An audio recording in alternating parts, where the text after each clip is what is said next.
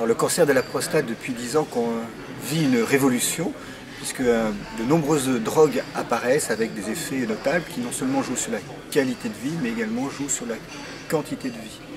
On connaissait en particulier le schéma de traitement de tumeurs sensibles aux traitements hormonaux.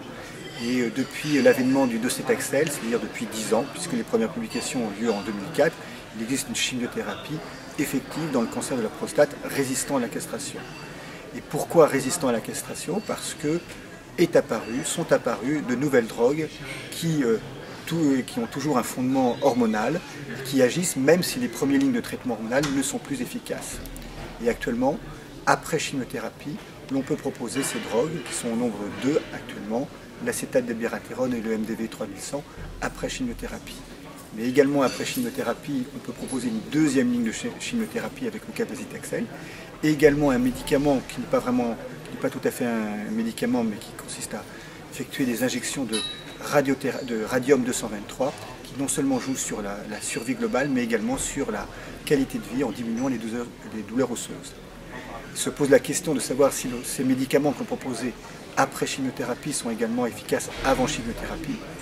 Actuellement, un seul de ces médicaments a démontré qu'il était efficace avant chimiothérapie, c'est l'acétate d'abiraterone. Et à côté de tous ces médicaments, il existe d'autres médicaments qui jouent un rôle dans la protection de l'os, qui sont les biphosphonates, que ce soit l'acide zoledronique ou le denosumab, et qui sont là uniquement pour protéger l'os des métastases du cancer de la prostate. Toute la question actuelle est de savoir dans quel ordre faut-il utiliser ces médicaments. Comme je vous l'ai dit, au départ, c'est le traitement hormonal de première ligne.